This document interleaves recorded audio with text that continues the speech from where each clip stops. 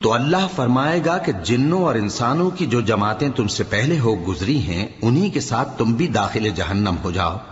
جب ایک جماعت وہاں جا داخل ہوگی تو اپنے جیسی دوسری جماعت پر لعنت کرے گی، یہاں تک کہ جب سب اس میں داخل ہو جائیں گے تو پچھلی جماعت پہلی کی نسبت کہے گی کہ اے پروردگار، انہی لوگوں نے ہم کو گمراہ کیا تھا، تو ان کو آتش جہنم کا دگنا عذاب دے۔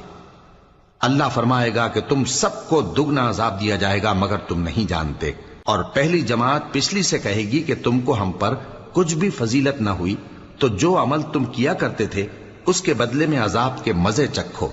جن لوگوں نے ہماری آیتوں کو جھٹلایا اور ان سے سرتابی کی، ان کے لیے نہ آسمان کے دروازے کھولے جائیں گے اور نہ وہ بہشت میں داخل ہوں گے، یہاں تک کہ اونٹ سوئی کے ناکے میں سے نکل جائے۔